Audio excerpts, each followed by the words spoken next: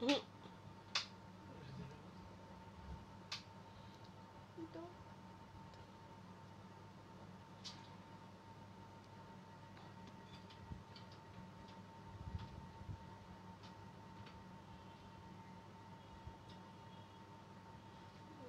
আয়নার ভিতরে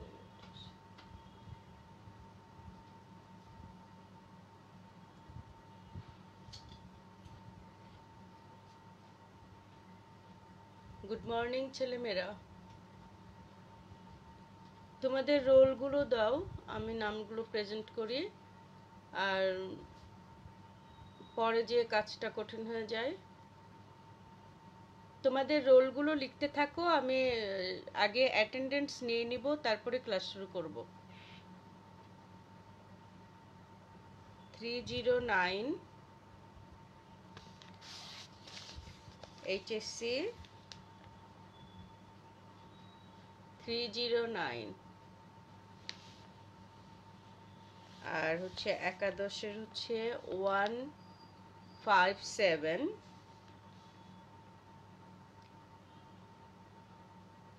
157,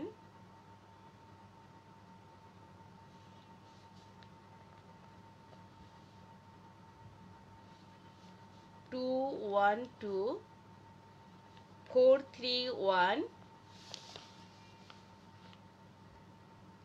তোমরা যারা প্রেজেন্ট আছো 309, 157, 212, 431, 213, 227, 457, সাব্বির, 401, মনি, মাহমুদা মনি। আজকে আমি এভিডেন্সগুলো নিয়ে আলোচনা করব এবং প্রশ্ন নিয়ে আলোচনা করব। স্ট্রাকচারাল কোশ্চেন কীরকম হয় জেনেটিক্স থেকে, জেনেটিক্স এবং ইভলিউশন থেকে কীরকম কোশ্চেন হয় সেগুলো নিয়ে কথা বলবো।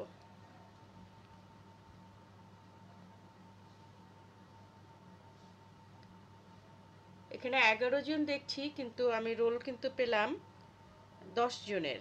309, 157, 212, 431, আচ্ছা 409। আসলে শাখা মানে না লিখলেও চলবে, শুধু রোল লিখলেই কিন্তু বোঝা যাবে কে কোন শাখায়। আসো আমরা এভিডেন্সগুলো একটু দেখে নিই, প্রশ্নে চলে যাব। এভিডেন্সগুলো দেখে নিই, আমরা কোশ্চেনে চলে যাব আজকে, যে এই চ্যাপ্টার থেকে কি ধরনের কোশ্চেন হয়। আশা করি তোমরা সবাই ভালো আছো, সুস্থ আছো, পড়াশোনা করো, চর্চা চালিয়ে যাও। খাপ খেয়ে নেওয়ার ক্ষমতা মানুষেরই সবচেয়ে বেশি। একটু চাপ পড়ছে সবার, মানসিক চাপ পড়ছে, এটা অগ্রাহ্য করার উপায় নেই। তো তার মধ্যে দিয়েই আমাদের এগিয়ে যেতে হবে এবং অনেক কিছুই কিন্তু করা সম্ভব। এখন বোর্ডে দেখতে পাচ্ছ যে আমরা গত ক্লাসে যে এভিডেন্সগুলো পড়েছিলাম সেগুলো ছিল তোমার জীবাশ্মজনিত, শ্রেণীবিন্যাসজনিত, ভৌগোলিক, সেগুলো আমরা পড়েছিলাম। আজকে দেখো আমি লিখে রেখেছি মরফোলজিক্যাল, হ্যাঁ, মরফোলজিক্যাল অঙ্গসংস্থানিক। তার মধ্যে কম্পারেটিভ অ্যানাটমি তে লিখেছি আমি হার্ট এবং ব্রেইন। এর মানে কি, এখন বিজ্ঞানীরা বলেন যা, আমরা কিন্তু সেটাই পড়ছি। হ্যাঁ, আমরা আমাদের যেটা বিলিভ, আমাদের বিশ্বাস, সেটা আমাদের কাছে 205 আর একজন এসেছো 205। তো আমাদের বিলিভ আমাদের কাছে, কিন্তু আমরা বিজ্ঞানীরা যেটা বলেছেন সেটা আমরা একটু বলি। দেখো, ব্রেন নিয়ে কথা বলতে যে ওনারা বলেছেন যে ব্রেন সরলতম জীব এবং একদম স্তন্যপায়ী পর্যন্ত ব্রেন একই, শুধু সরল ছিল তোমার হচ্ছে একেবারেই সরল গঠন থেকে অধিকতর তোমার কমপ্লেক্স গঠন হয়েছে, যে অর্থাৎ ব্রেইনটা আগে সরল ছিল, পরবর্তীতে এটা একটু জটিল হয়েছে। কিন্তু তারা বলতে চেয়েছেন যে সেই নিম্ন শ্রেণীর প্রাণী থেকেই ক্রমবর্ধমান ধারা মেনটেন করে অঙ্গগুলো, অর্গানসগুলো ডেভেলপড হয়ে তোমার হচ্ছে উন্নত প্রাণীতে পরিণত হয়েছে। আমি যদিও বারবার তোমাদের বলি every creature in this world created by God, এবং সেটা ব্রেনের কথা বলতে যে তারা বিশেষ করে বলেছে সেরিব্রাল হেমিস্ফিয়ার এবং সেরেবেলাম, সেরিব্রাল হেমিস্ফিয়ার এবং সেরেবেলাম এই দুটো গঠন তোমার হয়েছে। সানজিদা ঐশী তুমি তোমার রোল দিও। এই দুটোর গঠন তোমার আচ্ছা 205 এই দুটোর গঠন জটিল হয়েছে। তাহলে কিন্তু এটা একটা অবজেক্টিভ কোশ্চেন, তাই না?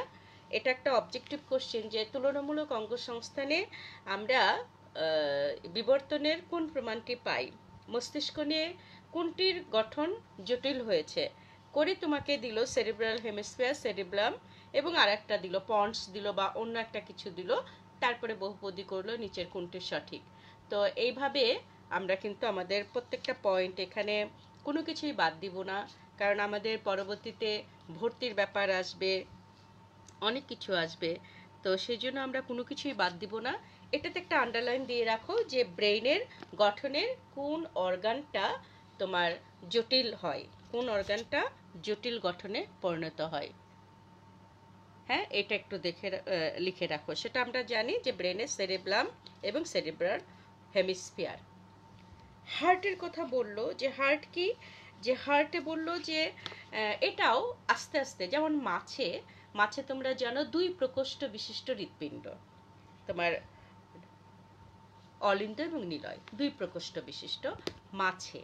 এরপর উভচরে কিন্তু 3 প্রকোষ্ঠ বিশিষ্ট, 2টো অলিন্দ 1টা নিলয়, এবং স্তন্যপায়ীতে এসে 4 প্রকোষ্ঠ বিশিষ্ট হলো সরীসৃপেও 4 প্রকোষ্ঠ দেখা যায়, যে 2টো অলিন্দ 2টো নিলয়। এইভাবে তারা প্রমাণ দিয়েছে যে হার্ট যেমন আগে 2 প্রকোষ্ঠ ছিল, তারপর 3 প্রকোষ্ঠ, তারপরে 4 প্রকোষ্ঠ, অর্থাৎ হার্ট আছে প্রকোষ্ঠগুলো চেঞ্জ হয়ে হয়ে নিম্নতর প্রাণী থেকে উচ্চতর প্রাণী হয়েছে।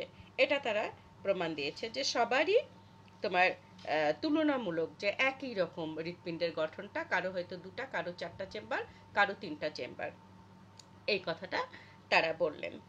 তো আমার কাছে একটু হাস্যকর লাগে, এই জন্য তোমরা একটু চিন্তা করে দেখো, যদি নিম্ন শ্রেণী প্রাণী থেকে ডেভেলপড হয়ে হয়ে হয়ে হয়ে উচ্চ শ্রেণীর প্রাণী হয়, তাহলে শুধু উচ্চ শ্রেণীর যে কোনো 1-2টা প্রাণী দুনিয়াতে থেকে যাওয়ার কথা, সব বিলুপ্ত হয়ে যাওয়ার কথা।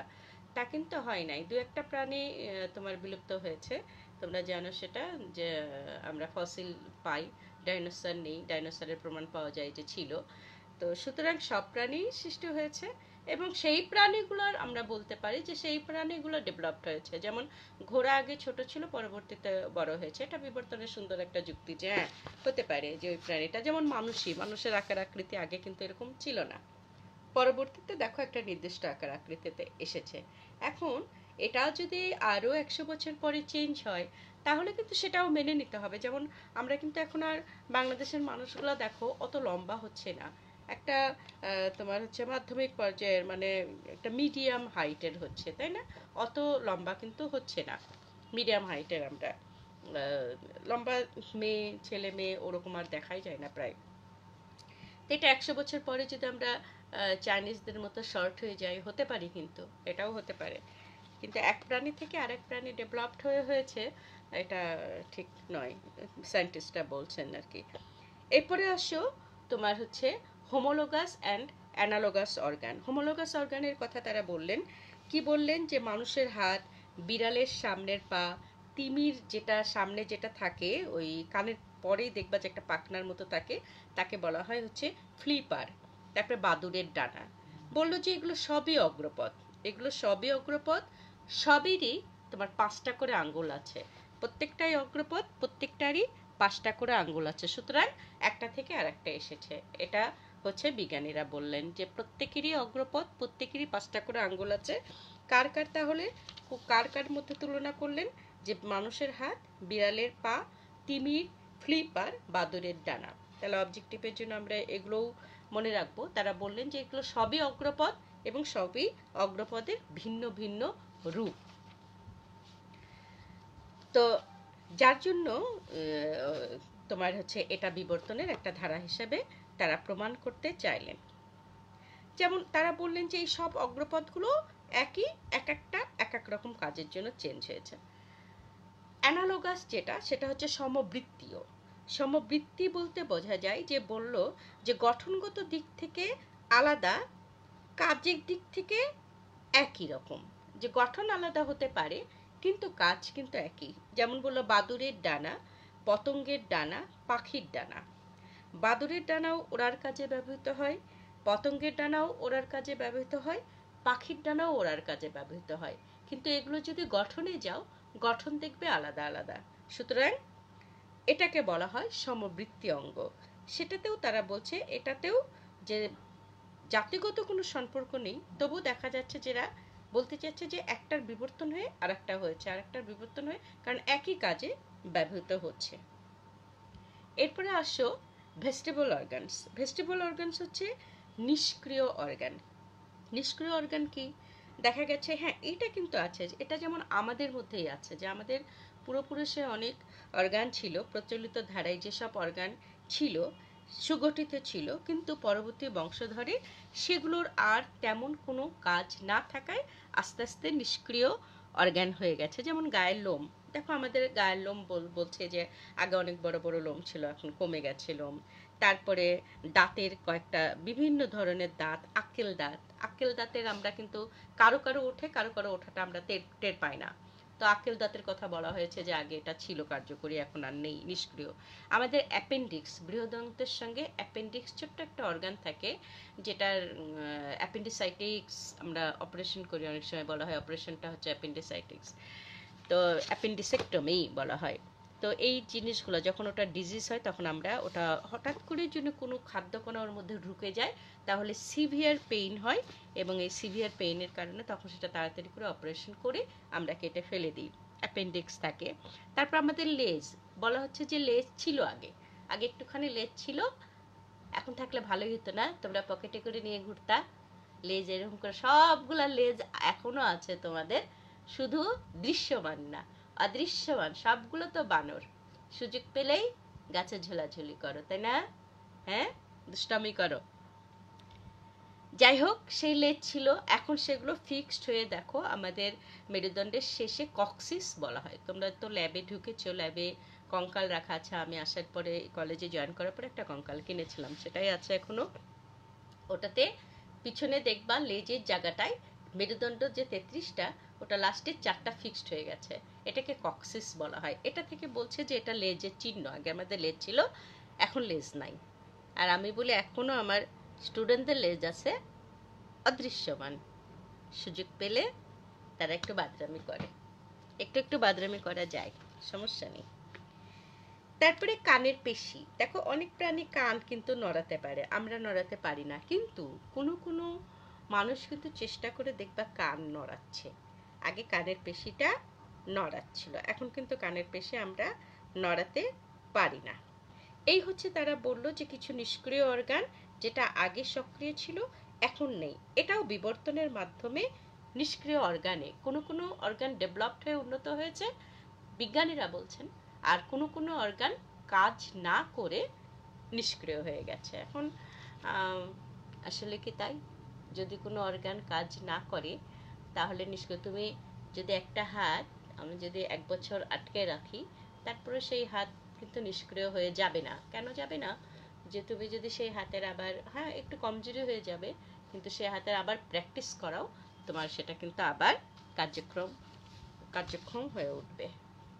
215 রোল নাম্বার 21। হ্যাঁ, একই রোল যেন বারবার দিও না, 21 এর আগে একবার লিখেছি আমি। এবার আসো, আর তোমরা একজন দুইজনের রোল লিখছো, একজন দুইজনের রোল লিখছো কেন? বন্ধুর রোল লিখছো, সেটা কিন্তু আমি প্রেজেন্ট হিসাবে ধরবো না। একজন দুইজনের রোল লিখো না, হ্যাঁ একজন একজনের রোলই লিখো, তাহলে বোঝা যাবে সে প্রেজেন্ট। চাইলে তো তাহলে আমরা একজন 30 জনের প্রেজেন্ট দিতে পারি, তাই না? তা করো না বাবা, নিজের রোলটাই শুধু লেখো। এবার আসো তোমার হচ্ছে, এটা গেল ভেস্টিবল অর্গান, নিষ্ক্রিয় অর্গান। এরপরে দেখো আমি এখানে লিখেছি এমব্রায়োলজিক্যাল প্রমাণ, ভ্রূণতাত্ত্বিক প্রমাণ। সেটা ভ্রূণতাত্ত্বিক প্রমাণ কি? একটা ছবি দেখাই তোমাদের, হ্যাঁ দেখতে পাচ্ছ? এটা হচ্ছে ভ্রূণ, বিভিন্ন প্রাণীর ভ্রূণ। মাছ, স্যালামেন্ডার, স্যালামেন্ডার হচ্ছে উভচর, কচ্ছপ, তারপরে বলছে মোরগ মানে বার্ড, পাখি, ভার্টিব্রেট, মানুষ, স্তন্যপায়ী, এই সবগুলোর ভ্রূণ দেখায় বলল যে সবগুলোর ভ্রূণ একই রকম, এবং তারাই দেখো একই রকম ভ্রূণ, এই ভ্রূণগুলো পরবর্তী পর্যায়ে চেঞ্জ হয়ে মাছ এরকম হয়েছে, স্যালামেন্ডার এরকম হয়েছে, কচ্ছপ এরকম হয়েছে, মোরগ এরকম হয়েছে, মানুষ এরকম হয়েছে। হ্যাঁ, তো এই জন্য এরা বলে যে প্রত্যেকটা প্রাণী একই পূর্বপুরুষ থেকে এসেছে। বিজ্ঞানীরা বলেন যে প্রতিটি প্রাণী একই পূর্বপুরুষ থেকে এসেছে। এখন কথা হচ্ছে যে একটা গল্প করি তোমাদের। হ্যাঁ, মাঝে মধ্যে গল্প করতে হয়, আমি তো তোমাদের সঙ্গে একটু গল্প করি। তো রোল নাম্বার দেখছি 155 এসেছো। ওকে, তোমার এরা তোমরা বিভিন্ন নাম লিখছো কেন? এটাতে রোল চাই আমি, যে এসেছো তার রোল লিখবে। এখানে একটা গল্প করি। হ্যাঁ, গল্প হচ্ছে যে একটা সময় খুবই তোমার হচ্ছে বৃষ্টি হচ্ছে না, বৃষ্টি হচ্ছে না, তোমার একেবারেই মানুষজন হতাশ হয়ে গেল। তো একটা জায়গায় দরগা শরীফ থাকে না, এরকম একটা জায়গায় শত শত হাজার হাজার মানুষ একত্রিত হয়ে আল্লাহর কাছে কান্নাকাটি করছে যে আল্লাহ মেঘ দাও, আল্লাহ তুমি পানি দাও, বৃষ্টি দাও, আর সহ্য করা যাচ্ছে না। কিন্তু বৃষ্টি আর হয় না। তো তারপরে একটা দেখলো যে একদিন একটা কৃষক ভীষণ ক্লান্ত, সে মাঠে কাজ করছে, কোদাল দিয়ে জমি খুঁড়ছে আর কি, জমিতে যে চাষ করে না ওরকম মাটি কোপাচ্ছে, কোপাইতে গিয়ে যে সে এত বেশি টায়ার্ড, ঘর্মাক্ত, এবং সেই অবস্থায় সে আল্লাহর দিকে, আকাশের দিকে, আমরা তো সাধারণত কি মনে করি যে আকাশে আল্লাহ, তাই না? আল্লাহ সর্বত্র বিরাজমান আসলে। তো আকাশের দিকে তাকিয়ে বললো যে হে আল্লাহ তুমি বৃষ্টি দাও, আর তো সহ্য হয় না। হ্যাঁ, আর একটু পরেই মেঘ হয়ে একদম বৃষ্টি, ঝরঝরিয়ে বৃষ্টি এলো। তখন জিব্রাইল আলাইহিসসালাম আল্লাহ পাককে জিজ্ঞাসা করেন যে আল্লাহ, এটা কেন? ওই যে ওখানে দিন রাত 24 ঘন্টা এবাদত করছে, বৃষ্টি চাচ্ছে মানুষ, কত কিছু করছে, তো তুমি বৃষ্টি দিলে না। আর এই বান্দা তোমার একটু মাথা উঁচু করে বলল যে হে আল্লাহ বৃষ্টি দাও, আর তুমি বৃষ্টি দিয়ে দিলে, এ কেমন বিচার তোমার? তখন বললো ঠিক, এগুলো হচ্ছে মানুষকে বোঝানোর জন্য। হ্যাঁ, এগুলো মানুষকে বোঝানোর জন্য, কিছু কিছু জায়গায় শানে নজুল থাকে কিছু, সেগুলো।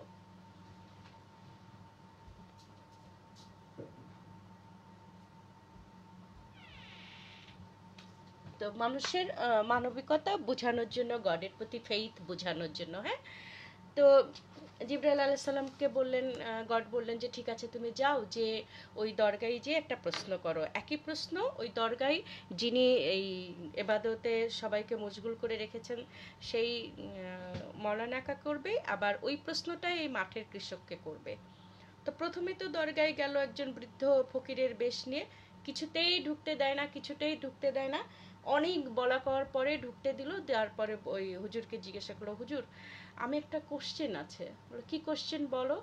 যে এই সূচের মধ্য দিয়ে কি এই পৃথিবী পার করা যাবে? আর বলছে ওকে মেরে ধরে সব বের করে দাও, একটা পাগল, একটা পাগলকে কেন তোমরা ঢুকতে দিয়েছো? তো সবাই বের করে দিল। মাঠে ওই বৃদ্ধ লোকের কাছে গেল, এই ফেরেশতা ফকিরের বেশে জিবরাইল আলাইহিস সালাম ওই বৃদ্ধ লোকটার কাছে গেলেন, যে জিজ্ঞাসা করলেন যে হে আল্লাহর বান্দা, তুমি বলো তো এই সূচের এই ছিদ্র দিয়ে কি পৃথিবী পার করা যাবে? তো উনি একদম হেসে উত্তর দিলেন যে কি মূর্খের মতো কথা বলো তুমি, আমার আল্লাহ চাইলে কি না করতে পারেন, কি না করতে পারেন, মুহূর্তে সবকিছু। উনি শুধু বলেন হও, হয়ে যায়। হ্যাঁ, উনি শুধু বলবেন যে হও, হয়ে যায় সেটা। এটা তো সূরাতেই বলা আছে, সূরার অর্থতেই বলা আছে। তো তখন জিবরাইল আলাইহিস সালাম বুঝলেন যে হ্যাঁ, কেন এই বান্দার কথাই বৃষ্টি এলো, আর কেন ওখানে সারা রাত লক্ষ মানুষ এবাদত করেও বৃষ্টি হচ্ছে না। তো এটা হচ্ছে বিলিভের ব্যাপার। হ্যাঁ, তো ভ্রূণের এই ছবি দেখে যদি আমরা বলি যে সবগুলো ভ্রূণ একই রকম, সুতরাং মাছ থেকে মানুষ হয়েছে, এই বিলিভটা সায়েন্টিস্টরা এখানে যারা বিবর্তনের প্রমাণ দিয়েছেন তারা অভিযোজিত হয়ে বিকশিত হয়েছে, সব পূর্বপুরুষ একই পূর্বপুরুষ থেকে এসেছে। এটা কিন্তু যদি আমরা বিলিভ করি যে এরকম কোটি কোটি ভ্রূণ আল্লাহ পাক চাইলেন, সৃষ্টিকর্তা চাইলে কোটি কোটি ভ্রূণ একই রকম হওয়া সম্ভব, এটা কোনো আসলে ব্যাপার নয়। তো এবার আসো এমব্রায়োলজিক্যাল প্রমাণ গেল, এবার ফিজিওলজিক্যাল এবং বায়োকেমিক্যাল। ফিজিওলজিক্যাল আর বায়োকেমিক্যাল কি, যে আমাদের শ্বসন, রেচন, জনন এগুলো প্রত্যেকটা প্রাণীতেই আছে। প্রত্যেকটা প্রাণীতেই কিছু কমন ফ্যাক্টর থাকে, যেমন ধরো এনজাইম, হরমোন, নিউক্লিক অ্যাসিড, এগুলো দিয়ে প্রমাণ করেছে, বিবর্তনে প্রমাণ করেছে, বহন করছে যে সরলতম জীবেও এগুলো ছিল, কিছু কম ছিল, আর পরবর্তীতে কিছু বেশি হয়েছে, এগুলোর পরিমাণ বেশি হয়েছে বা কার্যকারিতা বেড়ে গেছে, এগুলো দিয়ে প্রমাণ দিল। আর সাইটোলজিক্যাল প্রমাণ যেটা হচ্ছে, কোষতাত্ত্বিক প্রমাণ যেটা হচ্ছে যে উদ্ভিদ, প্রাণী সবারই কোষ রয়েছে, সবারই কোষ বিভাজন হয়, সবারই সজীব পদার্থগুলো একই। সেটা কি mitochondria, ribosome, lysosome, Golgi body, chromosome সবই আছে। তাই বলছে যে এখানে এসে আবার এমনও কথা বলা হলো বিবর্তনে এসে যে উদ্ভিদ এবং প্রাণী এই দুটো একই পূর্বপুরুষ থেকে এসেছে। উদ্ভিদ যে পূর্বপুরুষ থেকে উদ্ভূত হয়েছে, প্রাণীও একই পূর্বপুরুষ থেকে উদ্ভূত হয়েছে, যে একটা কোনো কণা, দ্যাট সেই কণা থেকে আস্তে আস্তে উদ্ভিদ প্রাণী ডিভাইডেড হয়ে গেছে। তোমরা নাউজুবিল্লাহ পড়লে পড়ো, যাই হোক সায়েন্টিস্টরা বলছে, আমরা এটা পড়ছি। এবার আসে জিনতাত্ত্বিক প্রমাণ। জিনতাত্ত্বিক প্রমাণেও কিন্তু একই কথা বলেছে যে জিনগুলো তোমার, এখন বিজ্ঞানীদের কাছে এটা নতুন কিছু না যে জিন চেঞ্জ হয়ে হয়ে হয়ে হয়ে নতুন প্রজাতির সৃষ্টি হয়েছে। জিন চেঞ্জ হয়ে হয়ে নতুন প্রজাতির সৃষ্টি হয়েছে। তারা ড্রসোফিলার উদাহরণ দিয়েছে। তো ঠিক নতুন প্রজাতি বলবো কি, ধরো গোলাপ, গোলাপ কিন্তু ভ্যারাইটিস কালারের হয়েছে, ভ্যারিয়েশন হয়েছে, বিভিন্ন ভ্যারাইটির হয়েছে। এটা হতে পারে গোলাপের বিভিন্ন ভ্যারাইটি হলো, হ্যাঁ, কিন্তু গোলাপ থেকে গাঁদা ফুল বা অন্য কোনো ফুল আমি অন্তত দেখিনি। যাই হোক, বিবর্তন পড়াইতে আমার একটু সমস্যা লাগে, তো তোমরা এটা পড়ে নিও। এগুলোর কিন্তু কোশ্চেন প্রত্যেকটারই দেখবা যে অনেক অনেক তোমার অবজেক্টিভ কোশ্চেন আছে। এগুলো রিডিং পড়বে, প্রমাণগুলো রিডিং পড়লেই তোমরা দিতে পারবে। আর যে কথাগুলো আমি বললাম সেগুলোতে দাগ দিবে, দাগ দিয়ে কিন্তু সেটা অবজেক্টিভ হিসাবে পড়বে। আর দেখবা যে একটা চার্ট আছে, এই চার্ট যারা কোনোভাবেই খারাপ করতে চাও না, যারা কোনো রিস্ক নিতে চাও না, ভবিষ্যতে ডাক্তার হতে চাও, তারা এই চার্টটা কিন্তু পড়বে। দেখতে পাচ্ছ তোমরা চার্টটা, এখানে একটা চার্ট আছে। কি চার্ট সেটা? ভূতাত্ত্বিক কালক্রম। ভূতাত্ত্বিক কালক্রমে দেখো সিনোজোয়িক, মেসোজোয়িক, পালিজোয়িক, প্রোটেরোজোয়িক, আর্কিওজোয়িক, অর্থাৎ এরা, হ্যাঁ, এরা যে অনেকগুলো পিরিয়ড মিলে এরা হয়, অনেকগুলো ইপক মিলে পিরিয়ড হয়, এবং সেটা কোনটা কত বছর পূর্বে কোন যুগ এসেছে, সেই কোন যুগে কোন প্রাণী এসেছে। এখানে যেমন স্তন্যপায়ীর যুগ, স্তন্যপায়ীর যুগ, কোন যুগটাকে স্তন্যপায়ী যুগ বলা হয়? তখন দেখবা যে অলিগোসিন 4.5 কোটি বছর আগে। অন্তত পক্ষে স্তন্যপায়ী, সরীসৃপ, উভচর এদের যুগগুলোর নাম জেনে রাখবা। কত বছর পূর্বে, প্রত্যেকটা প্রাণীর আলাদা করে দরকার নাই, স্তন্যপায়ী কত বছর পূর্বে এসেছে, সরীসৃপ কত বছর পূর্বে এসেছে, হ্যাঁ, এবং আধুনিক মানুষ, হ্যাঁ, আমরা আধুনিক মানুষ, তারা কত বছর পূর্বে এসেছে, কোন ইপোকে এসেছে, হ্যাঁ, কোন যুগে এসেছে। সেটা হচ্ছে আমরা রিসেন্ট যুগটা শুরু হয়েছে 25,000 বছর পূর্বে, হ্যাঁ, রিসেন্ট শুরু হয়েছে 25,000 বছর পূর্বে, এবং আধুনিক মানুষ এবং সভ্যতার উদ্ভব, এটা একটু জেনে রাখবা। এগুলো কিন্তু অবজেক্টিভে আসে, হ্যাঁ। আর প্লিস্টোসিন 10 লক্ষ বছর আগে হয়েছে, সেখানে মানুষের প্রথম সামাজিক জীবন শুরু, ঠিক আছে, প্রথম সামাজিক, এবং বহু স্তন্যপায়ী এখানে লুপ্ত হয়ে গেছে, এটা একটু জেনেও। প্লিউসিন যুগে দেখবা যে 2 কোটি বছর আগে এটা এই প্রথম মানুষের উদ্ভব, হ্যাঁ, প্রথম মানুষের উদ্ভব। তো কাজেই কখন প্রথম মানুষ এলো, কখন স্তন্যপায়ী এলো, কখন আধুনিক মানুষের সভ্যতা হলো, এই যে চার্টটা, এই চার্টটার কিছু কিছু জিনিস যেগুলো আমি বললাম সেগুলো একটু জেনে রেখো বাবা, হ্যাঁ। এগুলো ভীষণভাবে জানা দরকার যে আমরা আধুনিক মানুষ কত বছর আগে এসেছি। 25,000 বছর, 25,000, খুব বেশি আগে না, তাই না? 25,000 বছর আগে। আর 10 লক্ষ বছর আগে মানুষের প্রথম সামাজিক হয়েছিল মানুষ। আর প্রথম মানুষ উদ্ভূত, মানে মানুষ আসছে 2 কোটি বছর আগে, হ্যাঁ, প্লিউসিন 2 কোটি বছর আগে, হ্যাঁ। তো যাই হোক, এটা ছিল আমাদের পড়াশোনা নিয়ে সংক্রান্ত, এই চ্যাপ্টারটা শেষ হয়ে গেল কিন্তু আমাদের। আচ্ছা, আমরা পরে এসেছো কি 217 রোল, এই চ্যাপ্টার কিন্তু আমাদের শেষ হয়ে গেল, হ্যাঁ। এখন আমি একটু প্রশ্ন নিয়ে আলোচনা করব। সেই প্রশ্ন আমাদের হাতে সময় আছে এখনো 15 মিনিট। সেই প্রশ্নগুলো কিরকম আসে আমরা শুরুতেই জেনেটিক্সে চলে যাই। হ্যাঁ, বংশগতিতে চলে যাই। খুবই ইম্পর্টেন্ট, তোমরা প্রশ্ন বুঝতে না পারার কারণে উত্তর ভুল দাও। এটা আমার এত কষ্ট লাগে, আমি বারবার বলি তোমাদেরকে ক্লাসে, জেনেটিক্স যদি উদ্দীপক বুঝতে না পারো তাহলে অ্যান্সার করো না, কারণ এখানে ফ্র্যাকশন নাম্বার নেই। তোমাকে আমরা 1-2ও দিতে পারবো না, জেনেটিক্স তো ম্যাথ। এটা ভুল হলে পুরোটা ভুল, তাহলে আমরা এই রিস্কটা নিব না। ঠিক আছে, যে এই রিস্ক আমরা কোনো ক্রমেই নিব না। এখানে আমি দেখো প্রশ্ন লিখে রেখেছি তোমাদের জন্য, এটা আমি একটু আলোচনা করে দিই যে আমরা কিভাবে উদ্দীপক আসলে কিভাবে অ্যান্সার করব। প্রথমতই হচ্ছে যে যে বিভিন্ন শব্দগুলো দেওয়া আছে, তোমরা জানো জিনোটাইপ, ফিনোটাইপ, এগুলো বইয়ের শুরুতেই বেশ কিছু শব্দ এবং সেগুলোর সংজ্ঞা দেওয়া আছে। প্রত্যেকটাই নলেজের কোশ্চেন, সেগুলো প্রতিটিই নলেজের কোশ্চেন। ধরো এটা আমি আটকে নিয়ে আমি প্রশ্নগুলো নিয়ে আলোচনা করি তোমাদের সঙ্গে। আচ্ছা, তো আমরা যদি প্রশ্ন না বুঝতে পারি তাহলে কিন্তু সেই অ্যান্সারটা করব না, কারণ এটা পুরোটাই ম্যাথ। ভুল হলে একেবারে 10-10-এ 0 পেয়ে গেলে, তাই না?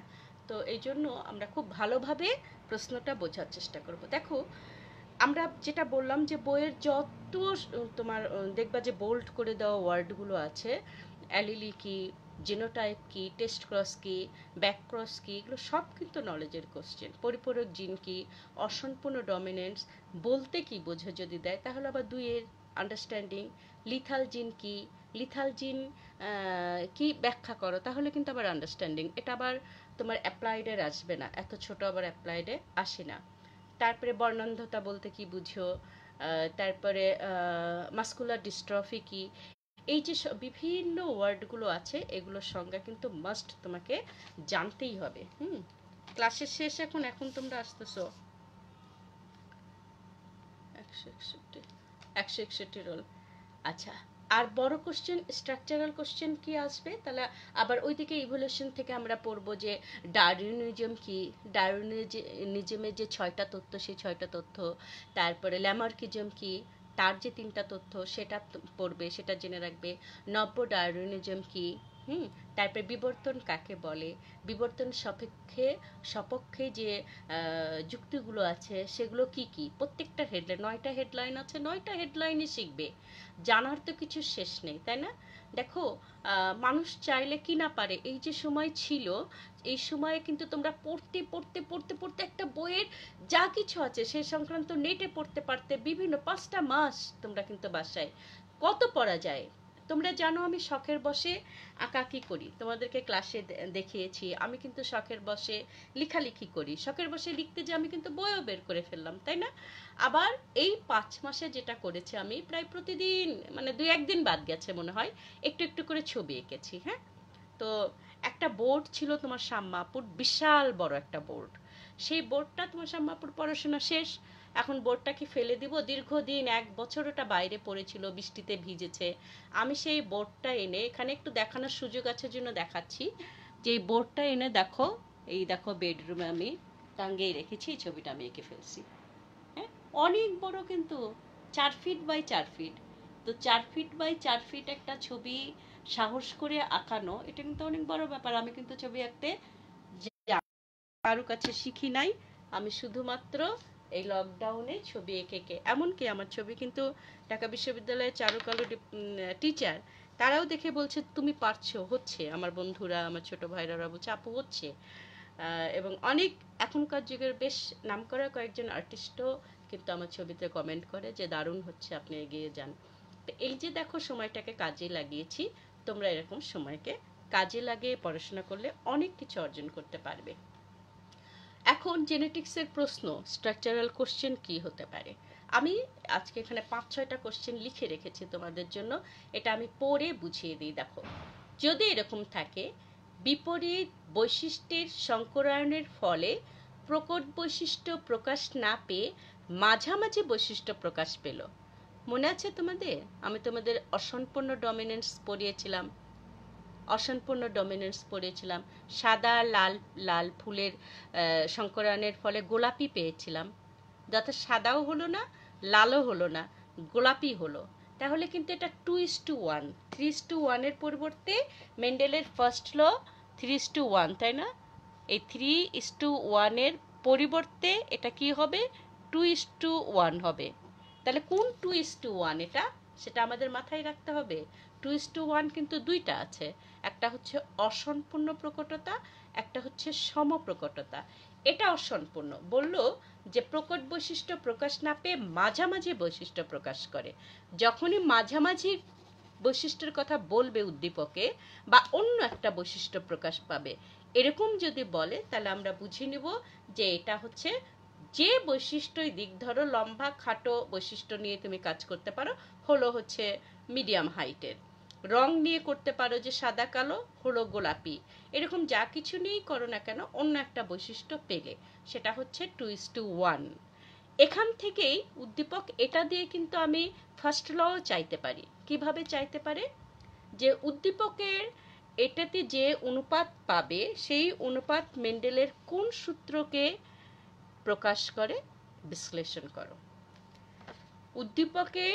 উদ্দীপকটি মেন্ডেলের কোন সূত্রকে প্রকাশ করে? মেন্ডেলের দেয়া মানে ব্যতিক্রম নয়, প্রধান সূত্রকে প্রকাশ করে, তার বিশ্লেষণ করো। তখন কিন্তু তোমাকে 3:1 যেতে হবে।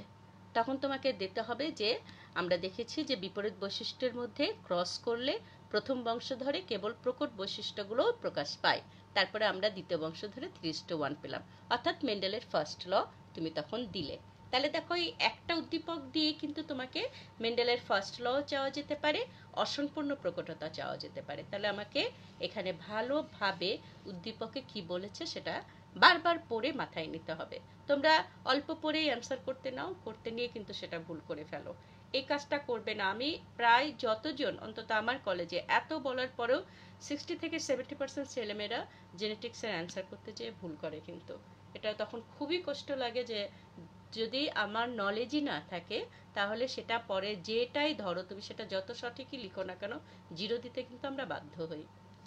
পরেরটা দেখো, সমসংস্থ অর্থাৎ হোমোলোগাস ক্রোমোজোমের একই লোকাস আমরা জানি, তাই না? একই লোকাস হচ্ছে দুটো একই রকম ক্রোমোজোমের একই জায়গায়, দুটো একই রকম ক্রোমোজোম। ধরো এটা দেখা যাচ্ছে বোর্ডটা, আচ্ছা বোর্ডটা দেখা যাচ্ছে না, না এখানে দেখা যাচ্ছে। এটা একটা ক্রোমোজোম, এটা একটা ক্রোমোজোম, এই জায়গায় আর এই জায়গায় একই জায়গা। এটার ধরো একই মাপে যদি এখানে একটা জিন থাকে, এখানে যদি একটা জিন থাকে, তাহলে একটা আর একটা হোমোলোগাস ক্রোমোজোম বলি আমরা। তাহলে হোমোলোগাস ক্রোমোজোমের একই লোকাসে অবস্থিত অ্যালিলি দুটি অর্থাৎ জিন দুটি, এটার অ্যালিলি বলা হয়। প্রকট প্রচ্ছন্ন সম্পর্কের পরিবর্তে উভয়ই সমভাবে প্রকাশ পায়। প্রকট প্রচ্ছন্ন সম্পর্ক কি সেটা আগে আমাদের জানা দরকার। সেটা তো আমরা জানি, যখন প্রকট একটা জিন থাকে তখন প্রচ্ছন্ন জিনকে প্রকাশ পেতে দেয় না, প্রচ্ছন্ন জিনের বৈশিষ্ট্যটা প্রকাশ হতে দেয় না। সেটা হচ্ছে প্রকট প্রচ্ছন্নের বৈশিষ্ট্য। প্রচ্ছন্নটা কেবল আমি শিখিয়েছি তোমাদের হোমোলোগাস অবস্থায় শুধু প্রকাশ পায়, হেটারোজাইগাস অবস্থায় প্রকাশ পাবে না।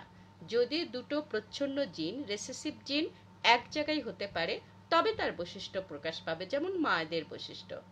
মজার ব্যাপার, তোমাদেরকে আমি গত ক্লাসে বলেছিলাম যে মায়ের ব্রেন শুধু সন্তানে যাবে, বাপের ব্রেন কিন্তু পাবে না, কোনোভাবেই না। সেটা আরেকদিন বলবো। কাজে মাকে সম্মান করো, সব ব্রেন কিন্তু মায়ের পেয়েছো। মা থেকে ব্রেন পাবে আর পারিপার্শ্বিক থেকে পাবে, বাবার থেকে নো, নেভার। এটা সার্চ করে পড়ে নিও, গবেষণা করে কিন্তু এই তথ্য অনেক আলোচিত একটা তথ্য যে বাবার ব্রেন কিন্তু আমরা পাবো না, মায়ের ব্রেন পাবো। 40-60-45 যদি, তাহলে 60 পারিপার্শ্বিক অবস্থা থেকে, 60 পেলে 40 পারিপার্শ্বিক অবস্থা থেকে। বিকজ অফ একটুখানি বলিনি, এটা সেক্স ক্রোমোজোমে থাকে একটা কন্ডিশনাল জিন বলা হয়, যে জিনটা ব্রেনের কাজ করে।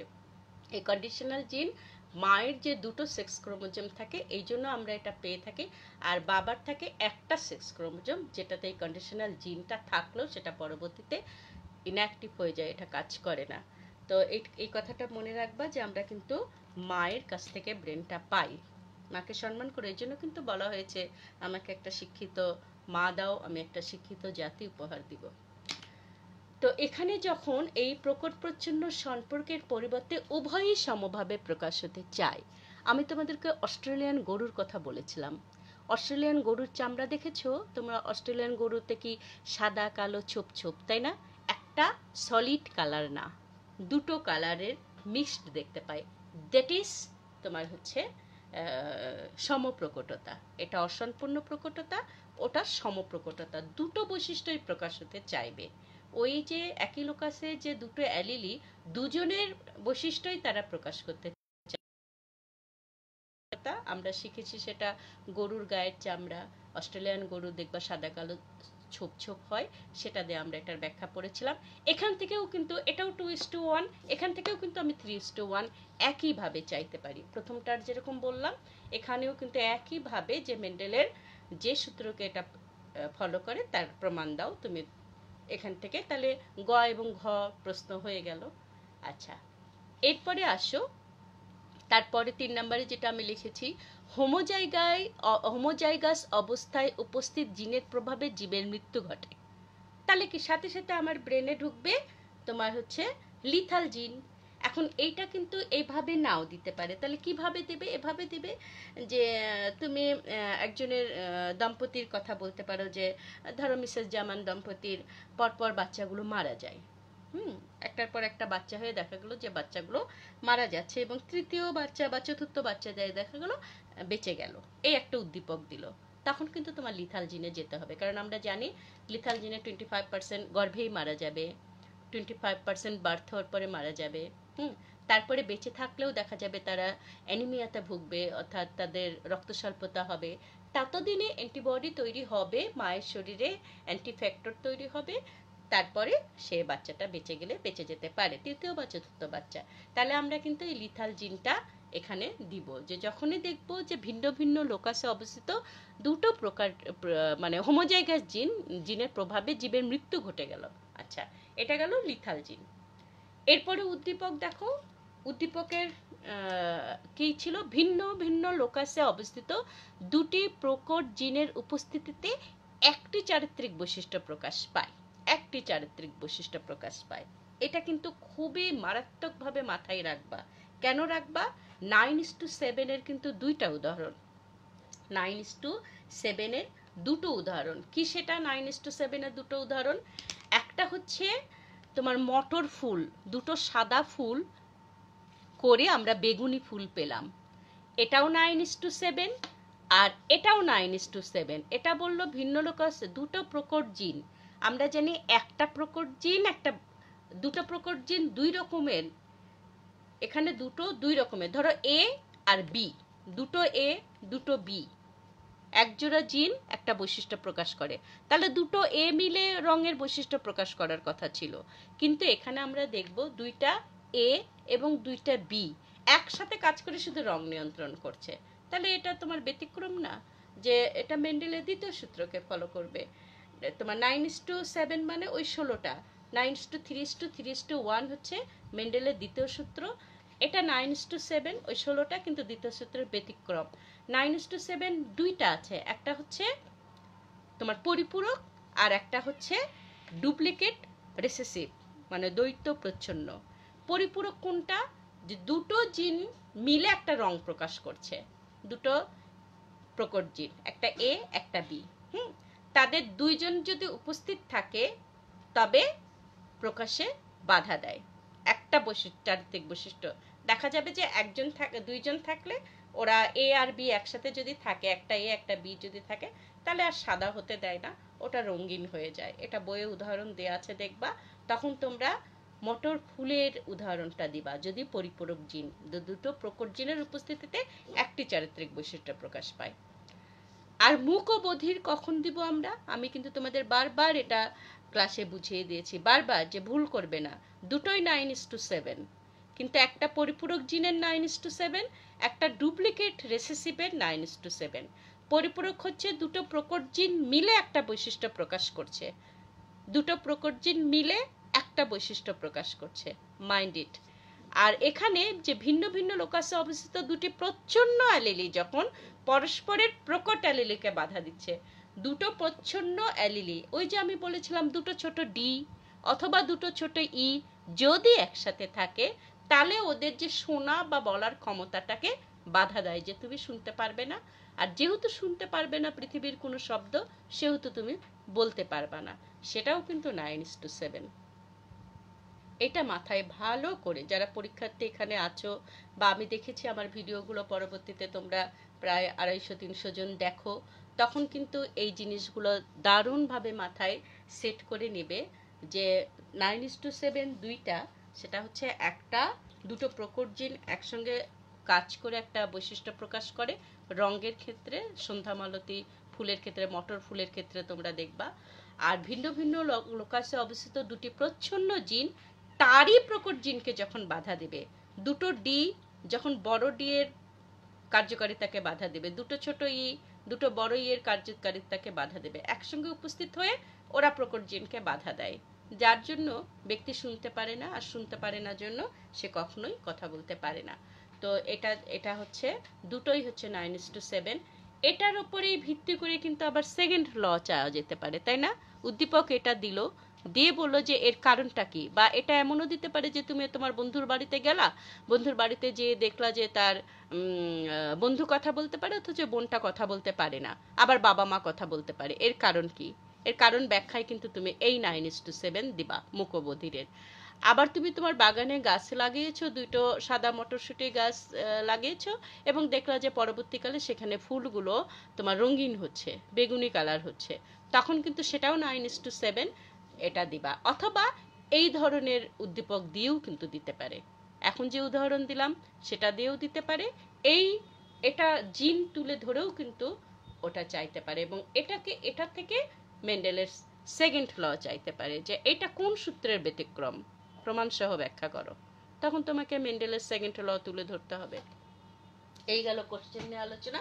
এবং ফাইনালি দেখো একটা আছে, একটি জিন অন্য একটি নন অ্যালিলিক জিনকে বাধা দেয়। অর্থাৎ এখানে একটা জিন আর এখানে একটা জিন আছে, হ্যাঁ, এই জিনকে বাধা দিচ্ছে, আমরা সেটা কিন্তু দেখেছি, তাই না? আমরা সেটা দেখেছি কোথায় দেখেছি?